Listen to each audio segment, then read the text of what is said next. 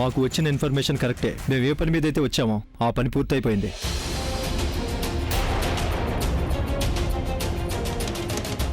Good.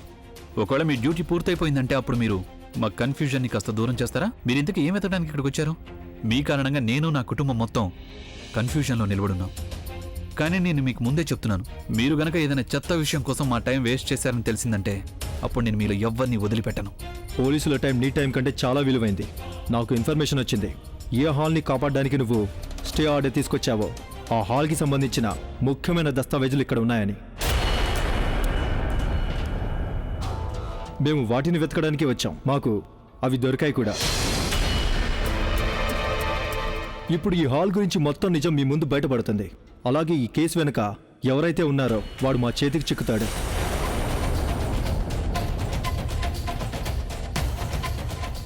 Inspector గారు, ఏ hall గురించి అయితే మీరు మాట్లాడుతున్నారో ఆ హాల్ మా అమ్మ పేరు మీద ఉంది. మీరు ప్లీజ్ ఒక్కసారి నాతో రండి, నేను మీతో కొంచెం మాట్లాడాలి.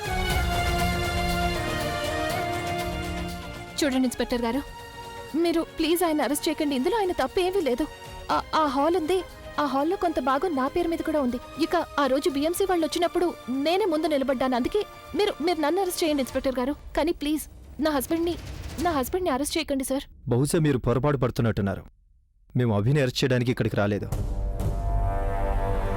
మరి ఇంకెవరిని అరెస్ట్ చేయడానికి వచ్చారు? ఇప్పుడు తెలిసిపోతుంది. ఈ కళ్ళజోడు ఇన్స్పెక్టర్తో ఏం మాట్లాడుతుంది? How do I know? ఈ దస్తావేజులు చూడడానికి ముందే నేను మీకు ఒకటి చెప్పాలనుకుంటున్నాను మిస్టర్ అభి. ఆ హాల్ని కూల్చేయడం ఏమాత్రం ఇల్లీగల్ పని కాదు. బిఎంసి ఆ ల్యాండ్ లీజ్ని క్యాన్సిల్ చేసేసింది. ఇక దాని మీద కార్పొరేషన్ వాళ్ళకి అన్ని విధాల హక్కు ఉంది.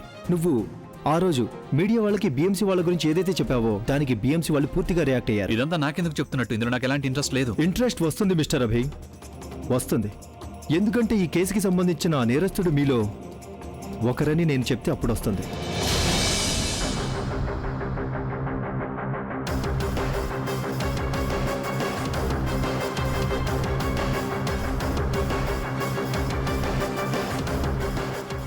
ఆలియా, ఒకవేళ అతను నీ గురించి మాట్లాడడం లేదు కదా? ఓ జస్ట్ షట్ అప్. ఎవరు వాళ్ళు? మిస్టర్ రాజ్ మెహ్రా.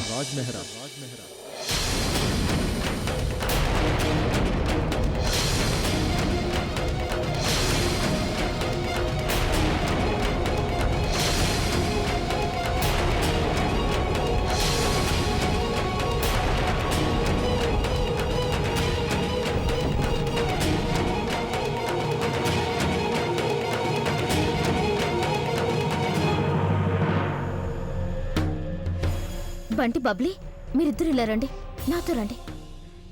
పదండి లోపలికి. ఇతనికంతా తెలుసు. ఇతను బిఎంసీలోనే కదా పనిచేస్తున్నారు. ఈ హాల్ లీజ్ క్యాన్సిల్ చేసిన విషయం ఇతను ఎవరికీ చెప్పలేదు. ఈ డ్రామా మొత్తం ఇతనే ఆడుతూ వచ్చాడు. సార్, మీరు అసలు ఏమంటున్నారు? నేనేమీ చేయలేదు సార్. అయినా నేనెందుకు ఇలా చేస్తాను? దీనివల్ల నాకు లాభం ఏంటి? ఇంతకంటే లాభం ఇంకేముంటుంది మిస్టర్ రాజ్? ఈ పేపర్స్లో క్లియర్గా రాసుంది. ఈ హాల్ ప్లేస్లో ఏ బిల్డింగ్ కట్టినా అందులో పూర్తిగా ఒక ఫ్లోర్ మొత్తం మీ పేరు మీద రిజిస్టర్ అవుతుంది. మీరు ఆ హాల్ లీజ్ క్యాన్సిల్ చేయడానికి లంచం తీసుకున్నారు మిస్టర్ రాజ్. మీరేమంటున్నారు? నా జీవితంలో ఇంతవరకు ఎప్పుడూ అలాంటి పని ఏది చేయలేదు సార్. ఇన్స్పెక్టర్ గారు, మీరేదో ఖచ్చితంగా పొరపాటు పడుతున్నారు. తాను ఇలాంటి పని ఎప్పుడూ చేయలేదు. వీడి జీవితంలో ఎప్పుడూ 100 రూపాయలు కూడా లంచం తీసుకోలేదు. అలాంటిది ఆ ప్రాపర్టీని ఎలా లంచంగా తీసుకోగలడు? ఇన్స్పెక్టర్ గారు, నా భర్త చాలా నిజాయితీ గల వ్యక్తి, నీతిగా పనిచేసే మనిషి. ఆయన ఇలాంటి పని ఎప్పటికీ చేయలేరు. మీరేదో పొరపాటు పడుతున్నట్టున్నారు. చూడండి, ఆయన చేసిన దానికి నా దగ్గర ఆధారం ఉంది. ఇక ఇది మాకు ఆయన గదిలోనే దొరికింది. మేము ఇతన్ని అరెస్ట్ చేయక తప్పదు. నేను నిజమే చెప్తున్నాను. నేను ఏమీ చేయలేదు. నన్ను కావాలని ఇరికిస్తున్నారు. మీరు ఏం చెప్పాలనుకున్నా వచ్చి కోర్టులో చెప్పుకోవాల్సి ఉంటుంది. నేను ఒక విషయం చెప్పాలనుకుంటున్నాను. ఒక అన్న ఇల్లీగల్ పద్ధతిలో ఆ హాల్ లీజ్ని క్యాన్సిల్ చేయించాడు. స్వయంగా అతని తమ్ముడే దానిని కాపాడినట్టు నాటకం ఆడుతున్నాడు. ఇది మీరిద్దరు కలిసి ఆడుతున్న నాటకం కూడా అయ్యుండొచ్చు. మీరు ప్రార్థన చేయండి మీ గవర్నమెంట్ బాబు బతికి బయటపడాలని. లేదంటే ఇది మీకు చాలా పెద్ద సమస్య అవుతుంది మిస్టర్ అభి.